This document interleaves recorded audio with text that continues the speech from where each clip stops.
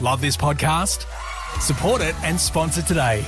Simply head to ozcastnetwork.com for details. The Word docs acknowledge that we are meeting today on the lands of the Kaurna people, and we recognise elders past and present. These lands have never been ceded.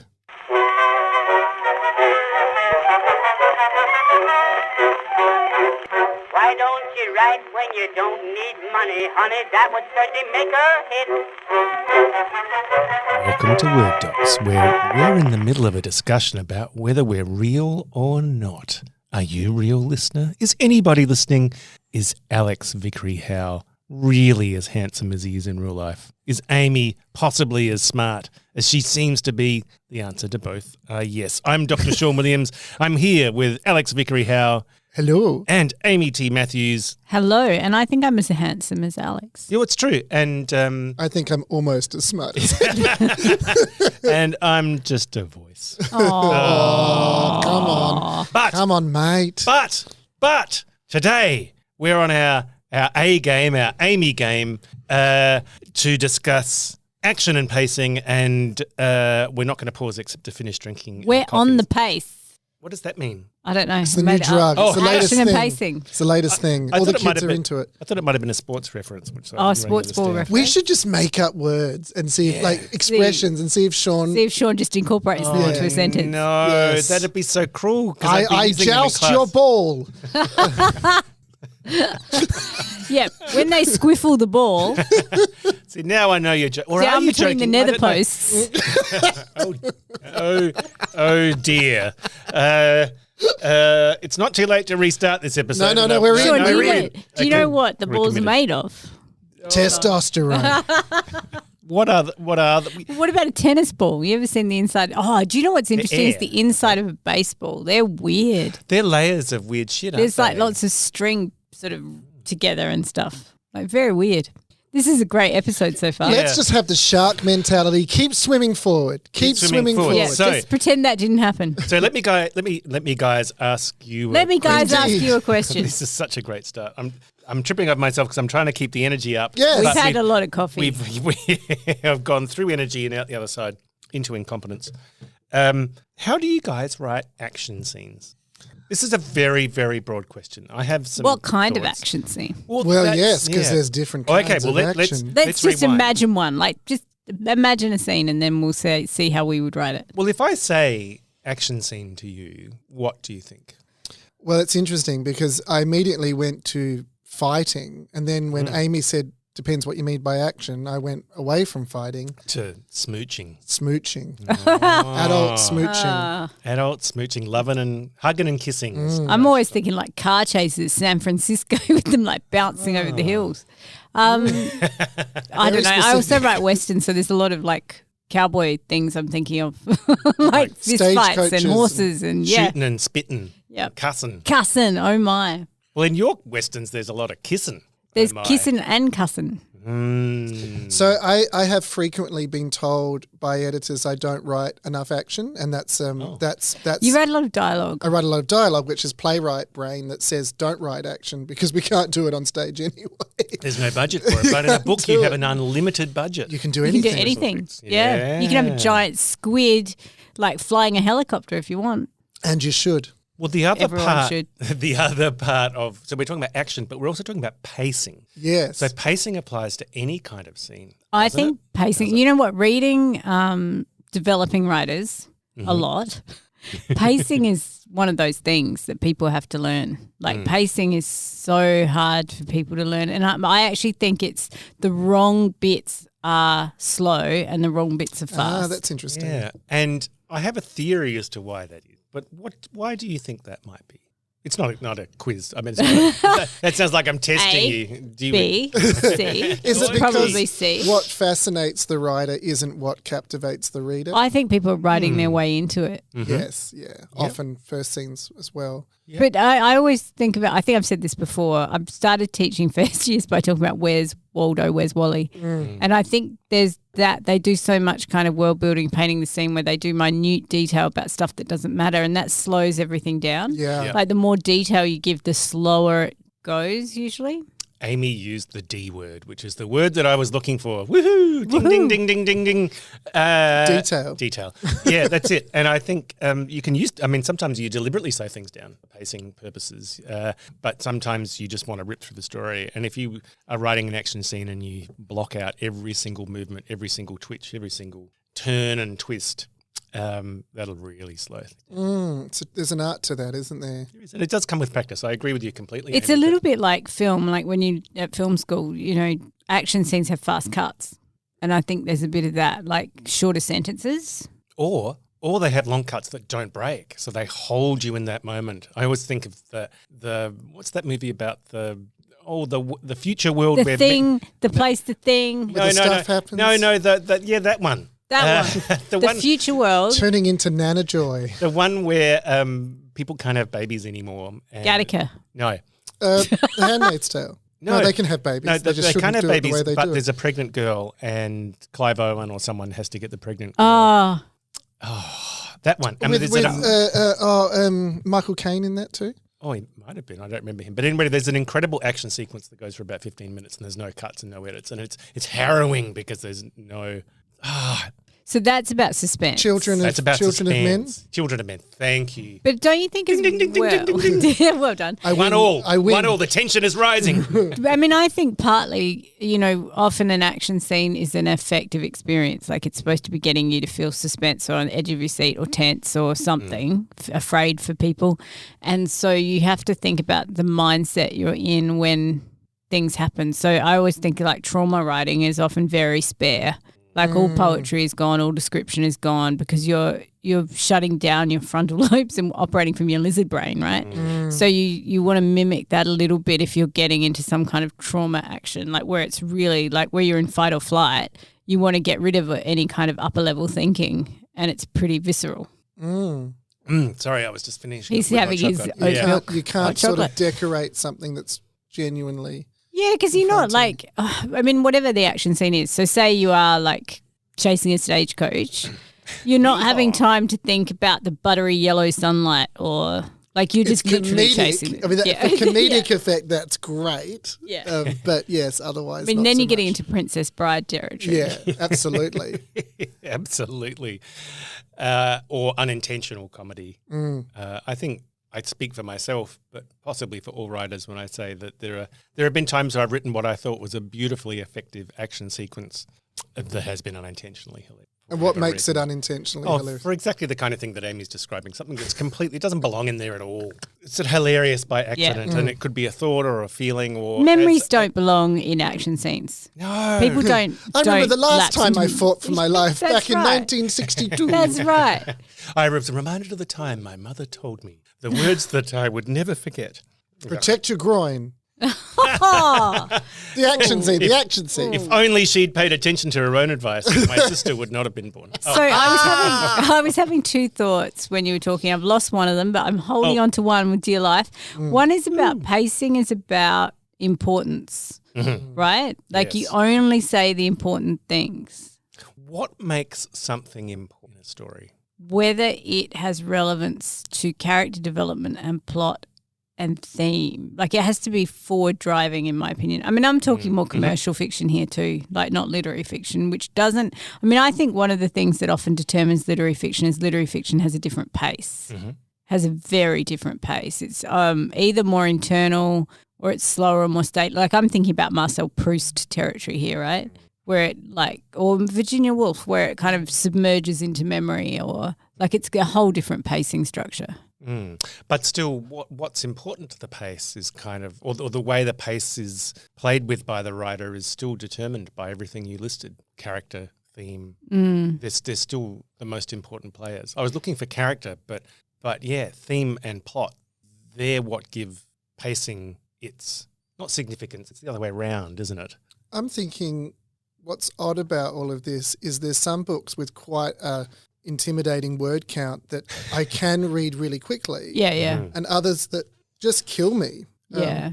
Oh, Moby Dick. Well, that was too much whale blubber. Because I Specifically, that was the issue. I write in the kinds of commercial fiction where the books are 90 to 120,000 words but are designed to be read in like one or two sittings. Yeah. Yes. which is a whole skill set. Yeah, that is that's a whole skill skill set. set. So let's talk about that. What is that skill set, and how have you made it work?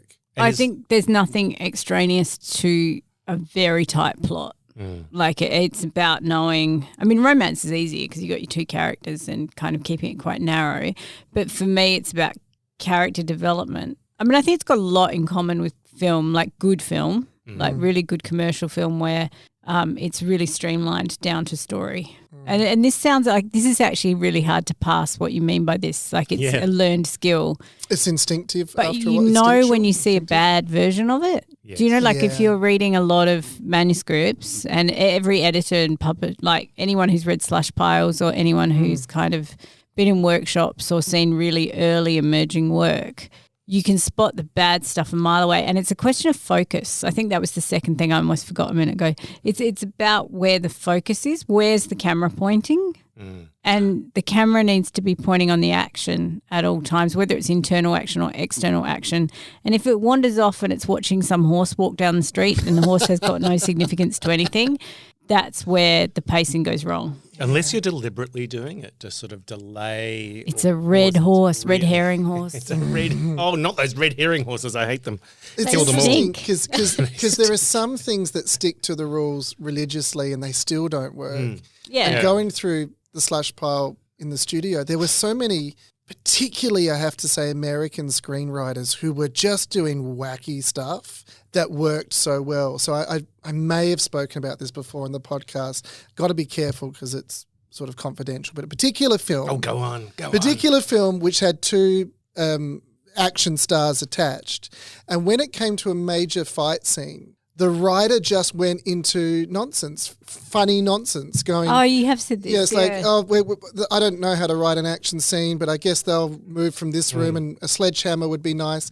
And I thought, I would never in a million years be that courageous. And yet reading it, I went, I'm totally on board with the way this has been done. And it was a very experienced writer. I think that's the key.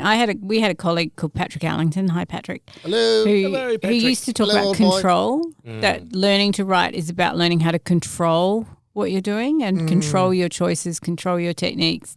And I think there's that. So when you talk about film, like there's a million ways to do an action film and, you know, Sam Peckinpah is different from Quentin Tarantino is different from I don't know who, like Steven Spielberg. Like they all do a different action sequence, but they know what they're doing.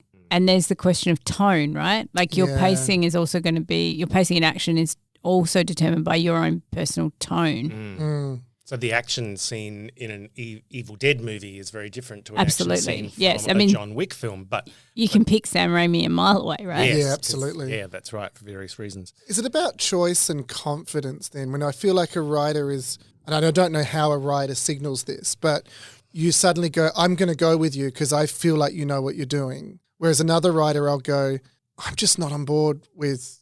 I think there has to be vibe. something. Like I think there's multiple things. Like if you're controlling everything, you're just an expert. You're great at it. And I think it takes you a long time to learn how to control all the elements. Some people never learn all the elements, but they're really good at one or two, right? And that's good enough to keep you reading.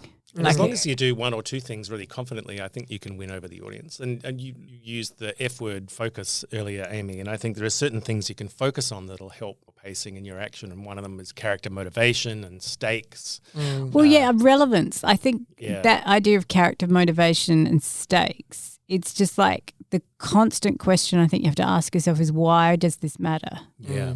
Why does this scene matter? Yep. Why does it matter to the reader? And what is it? What new does it bring? So one of the problems, I mean, I love the John Wick films, but when they're at their weakest is when it's just an endless repetition of somebody approaches John, tries to kill him, John kills him, takes another step. Someone approaches John, tries to kill him, John kills him, takes another step. Jack And- Reach is quite similar to that. yeah, that's right. And there's no sort of character development. There's no development. That's when you're getting plot. kind of into just orgy of, like, Yeah. you know, they're kind of orgy scenes, like That's where right. you're just going to have excess. Yeah, but when action films work, like say in John Wick, there's a clear sense of purpose. So I don't know whether you've seen John Wick 4. There's a sequence where he has to get up a flight of stairs and he's killing people all the way up just to get at the top. And then he gets to the top and is pushed all the way back down to the bottom again. And you really, really feel it. And he's got to get all the way back up to the top again.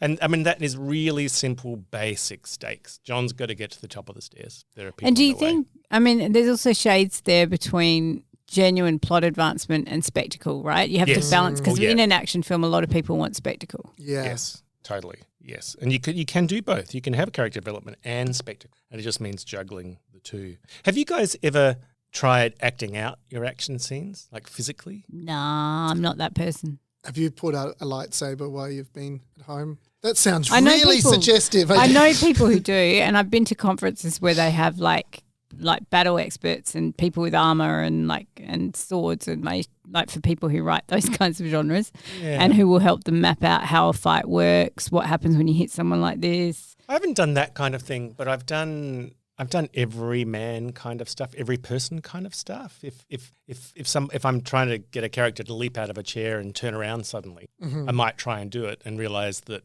I tangle myself up in the chair legs every single time. So Oh, you made me remember what the second thing was. oh great. Woohoo. I'm so glad you said that. It's about the body. Yes. Action scenes are about remembering to locate the body in time and space. Yes.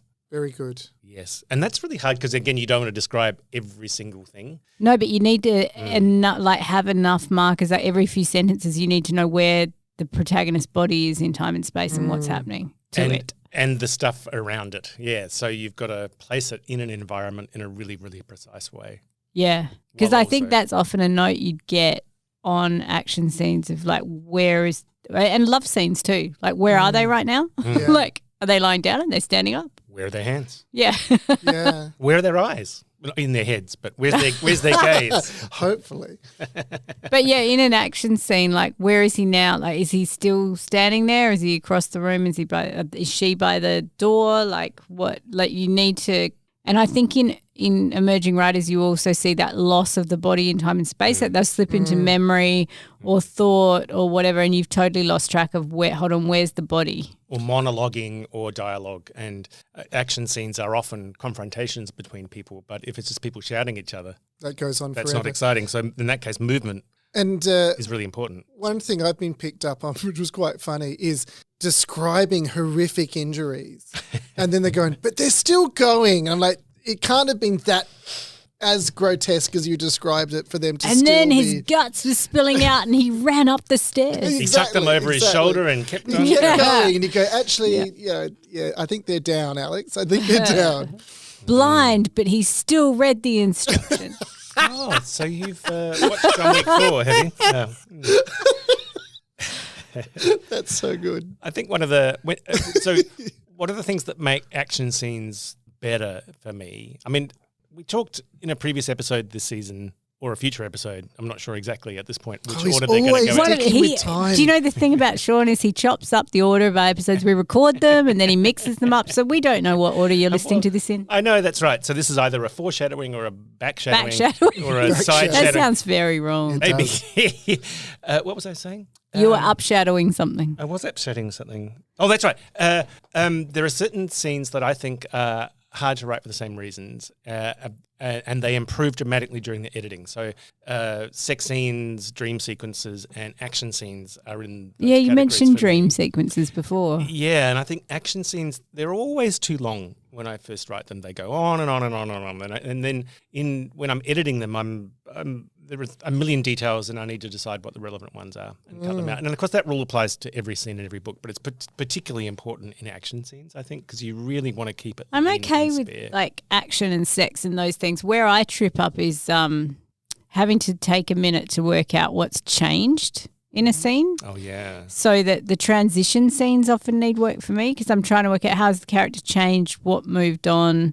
Like I almost need to pause after I've written an action scene and think, okay, now I need to reimagine the character a little bit. Bob picked up his leg. Yeah, that's right. Remembered how it was severed What in about an explosion of violence. but he kept walking. What about agency in action scenes? So I was picked up Yeah, don't let them be recently passive. That's right. for these big stake scenes where something came out of left field and saved this person like 3 times. Oh, so you had Deus Ex Machina. Yeah, but on the edge of that, and the editor went, I will go with the first one. I might go with the second one, but sooner or later, this person has to stand up for themselves. And I went, I wasn't even aware that I was doing that. Yeah, that's a really big thing. But I think that's the first draft thing where your protagonist can be a bit passive. Yeah. And you actually need to make them consciously choose to do things. I often think of Harry Potter fighting the basilisk and went, Harry did nothing in that scene. The Sorting Hat brought him the sword. He's just kind of passively fighting, but Harry, if you're you a can- freeloader. If you can passively fight. Or the classic one is Indiana Jones in Raiders of the Lost Ark, that if he hadn't been there, nothing would be different, which is, often a thing. But you kind of go, sometimes in the pursuit of, I don't know, a twist, you kind of go, actually, I've taken their agency away, and they actually have to fight their way out. They need to make a choice at every pinch point that's either going to make their lot better or worse. Yeah, absolutely. And those choices have consequences. You mentioned choices, and that kind of touches on something else that I think is really important to action sequences. And again, fiction of all kind. And that's contrast. So, and again, I come back to John Wick 4. Just a sequence of John Wick killing someone. I feel like we need a sponsorship. Yeah, I'll take it from Lionsgate or whatever it was. But a sequence of somebody just doing the same thing over and over again is not interesting after about 10 seconds, whereas somebody trying something and then failing and the idea of reversals and changes in pace and change of tone keeps sequences alive, I think. And that's something else that comes in with editing. I really think that sense that good pacing is not always fast-paced. It's control, it's awareness, it's moving. And in terms of the writing process, I think that's where editorial is great, is where you talk through those moments. Like you have this scene, it's similar to something you've done before, and often someone can help you talk your way to the solution. But I think that's where, we've done an episode on collaboration that you're not going to hear until the end of the season. Correct. But that's where it does get collaborative, because I do think sometimes you need to talk it out and you don't always get there on your own. And you need time. Yeah, to you definitely be away need from time. the draft. Yeah. I've been told to slow a couple of things down recently, which I wasn't expecting. And I was going to make it terrible. So was I. You So was both- I. Oh. You didn't even need to see Amy's face to know what that joke was. Horrible people. But yeah, and I wasn't expecting anything I say now. Yeah, it's just it's coloured. loaded now. It's loaded. As it were. Oh, sorry.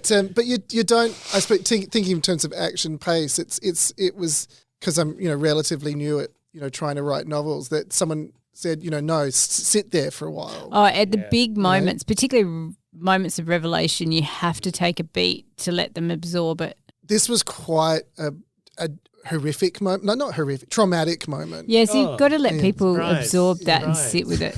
Alex Vickery Howe having horror and trauma in one of his There's a novels. shock. Yeah, just after the world ended, the character had to sit there and weep. But I know in romance, for example, you don't ever end straight away. Like you need a beat at the end. So there's usually a scene at the end where you see them happy together. Yeah, you can't just end on. And can't then just- they smooched. It's really unsatisfactory. You actually want to see some of the happiness. You want to get some of the joy. And this is That's the reward, right? Yeah. Yeah, this is something else that's important in action sequences, the sort of withholding and release of information. So to the reader and to the character in the scene, that like in that traumatic moment for your character needs a moment to kind of assess what they've just learned. Yeah, the horror of that. Yeah, I think that word learning is really important, is that's the moment they have to realise they've learned something. And also you have to spell it out to the reader a bit, like not be too subtle. Have you ever had that? Has an editor ever said to either of you, what happened there? Has that ever happened? Yeah. Yeah, often it's not quite explicit enough. Yeah. Like, that they're not aware of what that meant or why did that happen, or so usually you have to take a beat and another few sentences of explaining what that meant. Because if you're writing an action sequence well, people are reading really, really fast. I mean, that's what I'm doing anyway. And sometimes I'll skim stuff because I'm so excited. I want to find out what happens next. And if you've placed something badly in a paragraph or in a dialogue that makes it less likely that the reader will get it, then they have to go back a couple of screens on their Kindle to go. Yeah, what was that? We're here now, but Who how did did what? How did we get here? And then the Titanic sank. The end. The end. Let's have a moment to reflect. And someone was talking about American Psycho in a session this morning and saying the trick of that book, which I haven't read for a long time, is that it will give you lots of banal detail and then throw in a line that makes you go, sorry, what? Like they'll talk about how someone's dressed and their business card and the details. And then there'll be something kind of... I had a student once who wrote a short story that was complete about this old couple, and the last line was, and then she opened the fridge, moved the pickles aside and the severed head. Like there's just this one line that makes you go, oh, hang on, what? And that can be effective, but that's a completely different thing, isn't it? That's deliberately burying something in a description. Yeah, that's a kind of uncanniness. It's a reversal, and reversals are another thing that's really important, I think, in action scenes. Again, you don't want it to be, he's winning, she's winning, she's losing. And she lost. But he's winning. The end. She's winning, she's losing, she's winning. She she's losing, persevered, she's winning. Alex. She persevered. Yeah. Then that's much more interesting. I often the third Girl with the Dragon Tattoo book, which is the girl who kicked the hornet's nest, I think.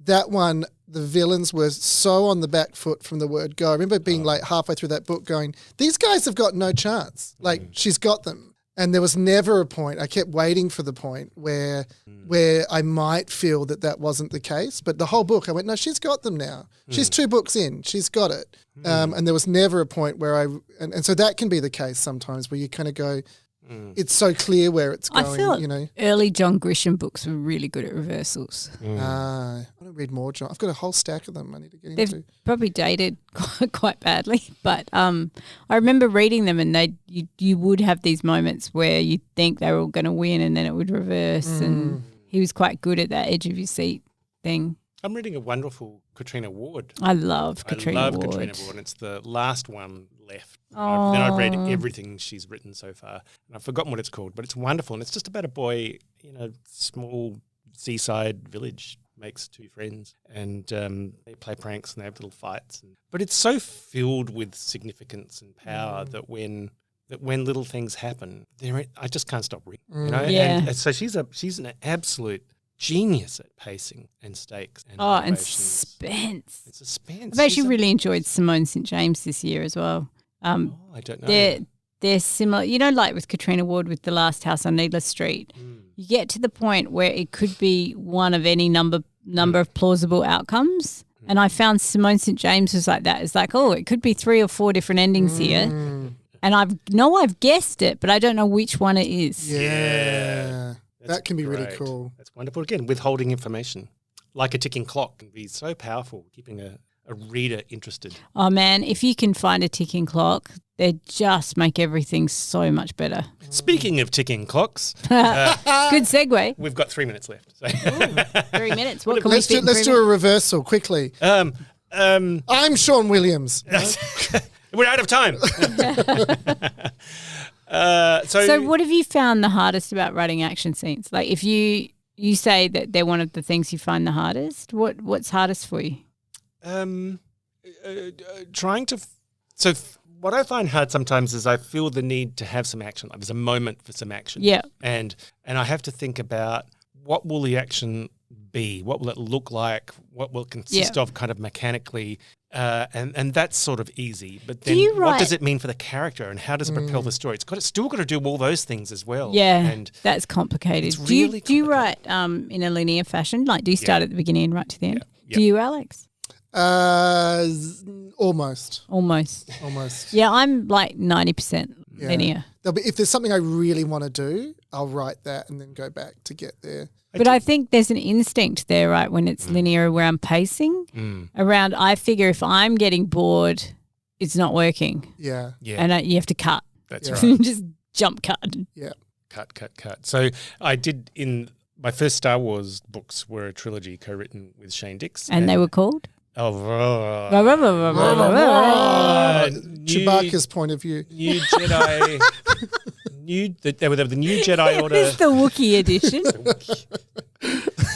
It was a good whook. I can't do it. It was totally not deliberate. It was just needed time to think. New Jedi Order, Force Heretic was the trilogy, and the books were called Remnant, Refugee, and Reunion. Stupid titles.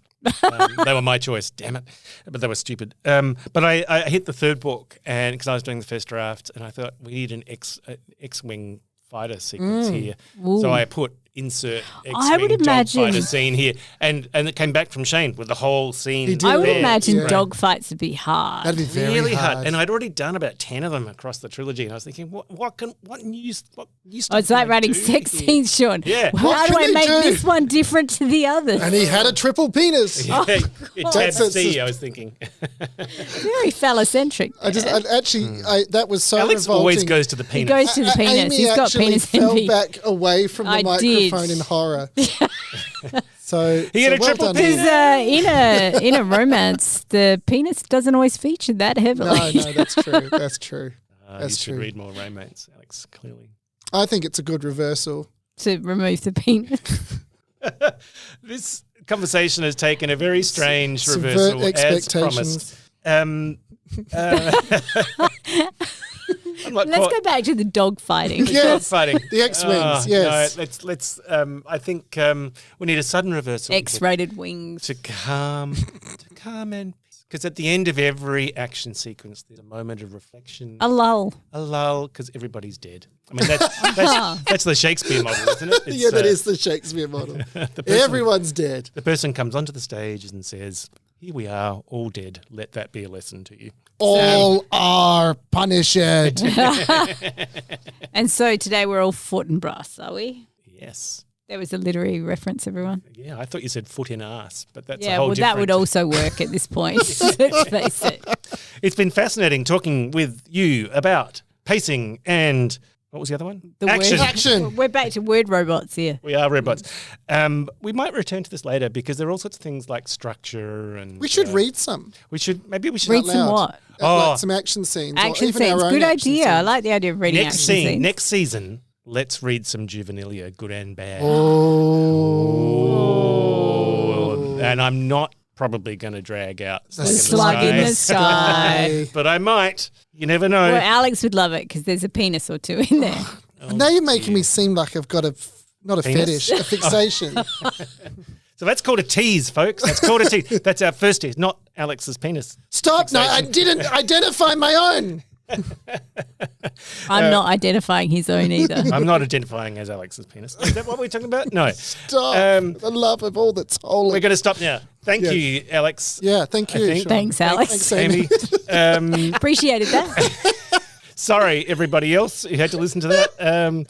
Maybe I'll fix it in post. We'll see. Maybe we'll just add some happy That's elevator what she music. said. Oh, my God. Goodbye. Happy That's writing. a great Happy writing. romance title. I'll fix it in post.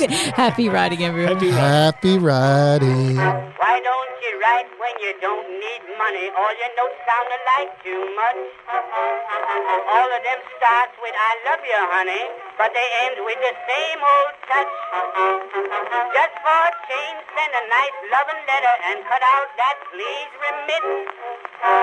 Why don't you write when you don't need money, honey? That would certainly make a hit. I feel like the pace was a bit off there. Oh, the pace was so off. But that wasn't the only thing that was off. So maybe it'll At work. least we got a little action. Wah, wah, wah. Oh. Energy. Come on, energy. A game. That was my energy. Did you see? I put some energy into that. Well, it's a game. It's Amy game. Amy game. What would the rules to Amy game be? Be nice to her and don't be a dick. And The be first really, rule really of smart. Amy Game is you don't talk about Amy Game. Not behind people's backs anyway. Love this podcast?